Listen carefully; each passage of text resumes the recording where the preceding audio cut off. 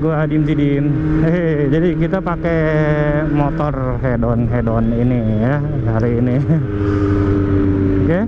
Jadi apa sih review penggunaan harian dari DX25R ini ya? Karena gue udah pakai selama 4 hari sama ini. Jadi kita akan review ya. Mau tahu gimana ininya, videonya? Stay tune ya.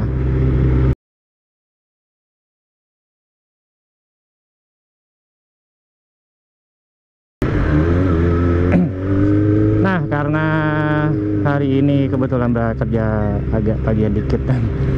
Jadi kebetulan gak hujan, jadi bisa bikin video, ya udah ayolah ya. Jadi hari ini kita akan review tentang penggunaan harian DX25R. Dari mana dulu? Pertama dari ergonomi duduk ya.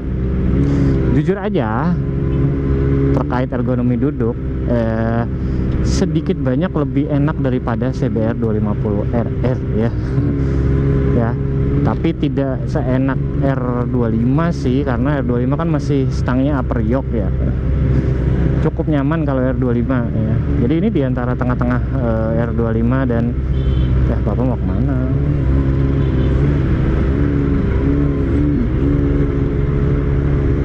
Jadi ini di tengah-tengah antara R25 dan CBR 250RR ya. Kenapa CBR 250RR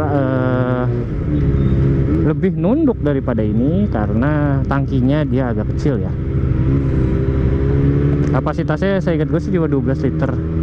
Jadi sedangkan si Kawasaki ini kapasitasnya 15 liter, jadi lebih gede ya. 15 liter kayak tangki FXR yang Suzuki FXR yang biasa gue pakai ya. Jadi cukup gede sih. Jadi makanya ini agak ke belakang sedikit posisi duduk ya. Sementara setangnya di sini ya. Dan juga setangnya cukup lebar. Jadi kalau gue bilang bikin nyaman sih ini gitu loh. Walaupun sudah under yoke gitu ya, cuma nggak parah-parah amat kalau ini mah ya. Jauh lebih parah TB250 itu ya, karena duduknya agak ke depan dan kita agak tegak begini ya, setangnya di bawah ya. Lalu joknya sendiri cukup nyaman gue pakai. Karena ini cukup empuk ya. Pantat gue cukup bilang ini friendly untuk dia ya.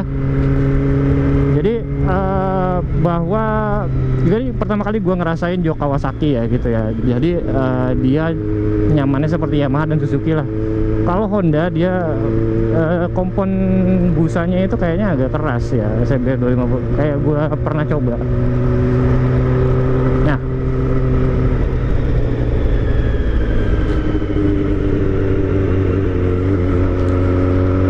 lalu dari segi konsumsi bensin sendiri ya, ini karena ini biasanya ada, kalau misalnya kita RPM-nya konstan stabil, dia ada eco tuh, ada tulisan eco, economic atau economic riding. Apalagi kalau dibantu dengan mapping power yang ya gue rubah dulu ke L. Nah, itu lebih irit lagi. Nah, di sini teman-teman bisa lihat average konsumsi bensinnya adalah 22,3 km per liter average ya. Tapi kalau dihitung-hitung ya, di sini gue ini, nah ini bisa kalau konstan seperti ini aja di 40 km per jam, 50, jadi bisa di 30 km per liter ya. Jadi cukup kalau misalnya kita jalan strolling di dalam kota, nyantai-nyantai aja gitu kan, jadi bisa sampai 30-an km per liter. Nah, lalu apalagi kalau segi konsumsi bensin segitu, performanya gimana mas? Ya kalau performa sih, kalau gue bilang ya teman-teman bisa tahu semua lah. Performa untuk harian sudah tidak bisa diragukan lagi ya. Karena ini si 250 cc 4 silinder ini ya udahlah, performanya paling tinggi di antara 250 cc ya, tapi yang 4 silinder kan baru ini doang, jadi tidak ada komparasi antara ZX25 dan lainnya gitu loh. CBR belum bikin yang 4 silinder, Suzuki mungkin tidak akan ada 4 silinder 250 cc ya. Yamaha mungkin dia akan pakai crossplane aja di 2 silindernya kayak R7 ya. Jadi tidak ada compare. Jadi kalau menurut gua, tapi di kelas 250 cc mepet-mepet sih gitu loh ya. Di si CBR itu average-nya 30 km per liter ya.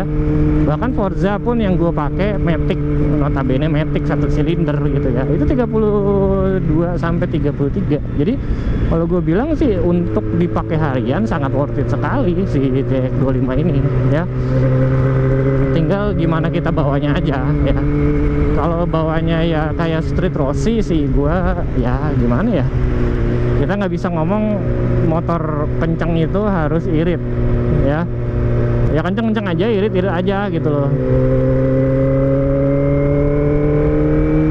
Nah, lalu pemakaian hariannya sendiri gimana? Karena ini konfigurasi mesinnya overbore dan stroke-nya sangat kecil ya. Stroke-nya kecil banget cuy. Jadi kan ya itu efek dari stroke kecil, jadi dia di RPM bawahnya ngambang. Nah, entar gue contohin ya. Nih. Entar. Nih. Jadi kalau digas tuh. Oh, ini gue digas, gue pantengin gas. Nah, dia baru ini kan. Baru naik. Ya, kayaknya mapping apa namanya?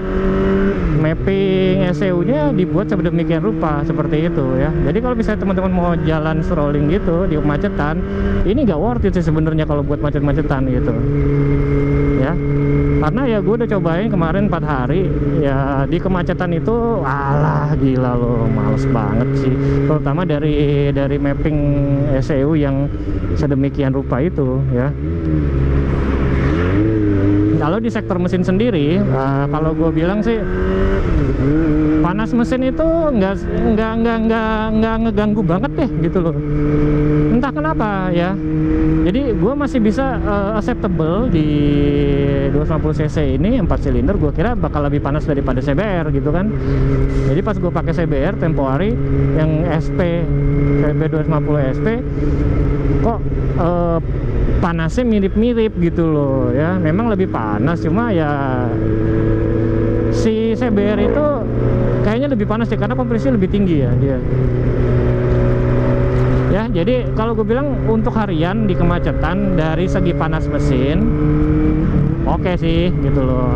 Jadi kalau diukur di sini kita lihat, nah itu kan 92 derajat Celcius ya. Nah, dia kipasnya akan aktif di sekitar 102 ya. Nanti dia akan balik lagi tuh ke 198, 99 gitu-gitu aja. Jadi dibandingkan dengan moge yang lebih besar 600 cc ya kan lebih lebih adem daripada mereka gitu ya. Makanya kalau misalnya orang-orang pakai buat harian, wih enak banget gitu ya. Lalu apalagi nah ini untuk kemacetan juga nih ya. Radius putar si ZX25 ini tidak terlalu besar ya, karena tangki yang gambot, stang underyoke ya. Jadi kalau teman-teman pasti akan menemukan bahwa di kemacetan itu agak menyiksa sih gitu loh. Kalau mau selip-selip bisa selip-selip, cuma nggak sebebas motor-motor upper yoke ininya, apa namanya, radius putarnya ya. Jadi kalau gue bilang sebaiknya dipakainya kalau gue berangkat kerja siang kayak gini ya, jadi nggak terlalu macet. Nah itu enak tuh. Atau pulang kerja malam sekalian yang memang sudah lengang ya. Kemarin jadi gue bukber di apa namanya, di suatu tempat gitu sama teman-teman kerja. Itu lagi macet-macetnya kan ya, namanya bukber itu kan jam 5 kita udah di perjalanan gitu ya. Aduh gitu gue bilang kan. ya gitu. Terus dari dimensi motor ini sendiri, karena beratnya yang cukup berat, 160-an kilo kalau nggak salah ya, itu bikin ya gimana ya, kalau macet motor berat gitu ya, amsyong lah gitu loh. Jadi sebenarnya sih kalau di Eropa kan kita ngomongin jalanan nggak ada yang macet, agak jarang lah, kecuali di Inggris yang memang dia juga kalau misalnya kita kena macet dia kena pajak karbon ya. Nah kan di sini kita tak ada tak ada. Jadi waktu kemarin pengen diadakan pajak karbon, warga Indonesia pada protes. Ya sebenarnya sih untuk mengurangi kemacetan ya harus ada pajak karbon begitu ya. Jadi orang berpotensi untuk berpindah ke angkutan umum lebih besar. Lalu kalau dari fitur-fitur sendiri ya, kayak quick shifter itu sih berguna ya kalau gue bilang, tapi di iniin khusus aja, di beberapa kesempatan khusus kayak di jalanan yang lengang, yang nggak begitu banyak kendaraan kayak gini. Nah kalau biasanya sih kalau kayak begini jalanan, gue lebih milih pakai kopling daripada pakai quick shifter gitu ya. Ya, begitu sih. Untuk fitur yang lain lagi adalah traction control, yang kalau gue bilang sih kalau kita bawa harian ya nggak ngaruh sih gitu loh, kecuali hujan besar badai kita tetap maksain gitu ya. Nah barulah traction control itu sangat berguna, karena kenapa? Mesin yang powernya besar ditambah hujan dan ban yang tidak ngegrip ke jalanan, itu kombinasi hebat ya untuk ban slip belakang. Nah dengan adanya traction control ini itu bisa diminimalisir ya.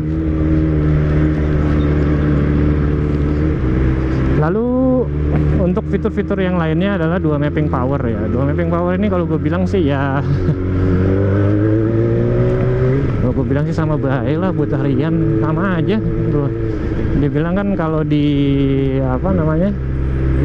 kalau di low ini kan L gue lagi pakai,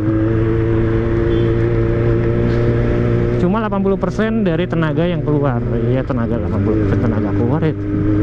Kalau 50 horsepower ya on crank gitu ya kan 40. Ya sama aja, bedanya apaan gitu loh. Buat harian nggak akan kepake situ juga gitu loh. Lalu panel instrumen sendiri yang gua enak banget ini ya. Ini kayaknya panel instrumennya ZX636 yang turun ke ZX25 deh. Jadi enak di ininya, cukup informatif ya, semuanya ada, trip segala macem ya. Konsumsi bensin ada, tapi sayangnya tidak ada voltase aki. Kenapa gue bilang voltase aki penting? Karena di motor-motor gede gini, apalagi 4 silinder ya, kalau akinya soak, aduh. Harusnya sih ada sih untuk pencegahan aja.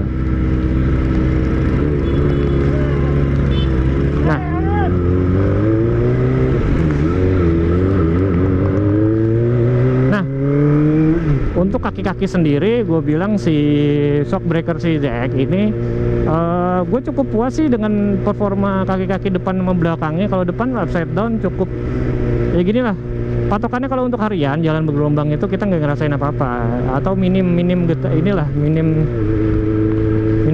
vibrasi, minim oleng gitu kan. Jadi bener-bener namanya shock breaker depan belakangnya itu tingkat kekerasannya pas. Lalu apalagi kalau gue bilang sih gimana ya, worth it gak sih dengan segala fitur-fitur itu motor dengan harga 112 juta ini untuk ABS? Nah sebenarnya fitur yang penting itu adalah ABS ya. Jadi gue sangat-sangat suka dengan motor yang lebih safety ya. Kayak dulu gue punya PCX, gue belinya yang ABS, nggak apa-apa mahal dikit asal gue lebih safety ya. Nah, ngomongin tentang ABS si Kawasaki ini, kalau gue bilang sih untuk ABS-nya masih agak kasar ya. Maksudnya kalau kemarin kan cobain PCX 160, Vario 160, VBR 150 yang baru, itu halus sih kalau gue bilang ininya, ABS-nya gitu ya. Jadi pas ditekan dia nggak tak tak tak tak tak tak gitu loh, nggak deret gitu ya. Tapi ya mau gimana juga, gue lebih suka yang halus sih, karena nggak di sininya nggak ada tekanan berlebih gitu ya. Dan juga salah satu fitur yang gue seneng adalah ini ada setelan kopling dan setelan rem sih. Jadi preferensi masing-masing ya. Kalau teman-teman suka yang agak keras ya tinggal berubah ke ya setelan yang lebih keras, dan sebaliknya sih kalau yang enteng. Kalau gue sih lebih suka enteng aja, karena motor gue FXR itu terkoplingnya cukup keras, jadi ya udahlah.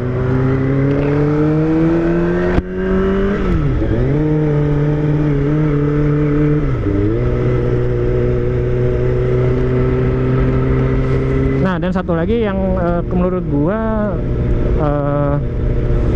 ini visor ini sebenarnya terlalu landai sih kalau gue bilang. Harusnya ada agak jengenong dikit, jadi udara itu nggak langsung ke badan kita ya. Sebenarnya sih udah enak banget ini, tapi berkaca sama motor gue yang Suzuki FXR pakai visor windshield jenong, udara jadi kita nggak kena hempasan gitulah. Jadi nggak kena hempasan udara atau sedikit gitu ya. Jadi kalau gue bilang sih dengan harga 112-an ya kalau nggak salah ya di ABS, dan ya versi standar 90 sekian juta, apakah worth it? Kalau gue bilang sih ya kalau gue bilang sih, kalau teman-teman punya budget lebih ya, mau pakai harian, silakan gitu loh, karena dari value ekonomis ini sudah pasti tidak dapat gitu loh. Kecuali teman-teman mau hambur-hamburkan uang gitu ya, mau pakai harian pakai ini ya silakan gitu loh. Tapi kalau gue bilang sih sangat-sangat worth it untuk harian, walaupun nilai ekonomisnya tidak ada lah ya.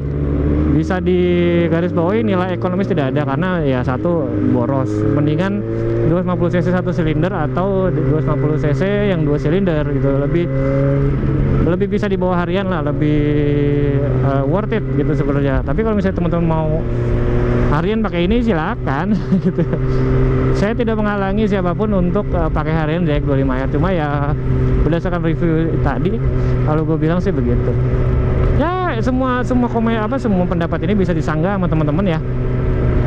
Silakan berkomentar di kolom komentar, jadi kita nanti diskusi aja. Itu sih dari gua kurang lebihnya tentang review penggunaan harian ZX 25R. Itu sih. Ketemu lagi nanti di video-video selanjutnya tentang motor-motor ya. Jangan lupa subscribe dan like untuk videonya.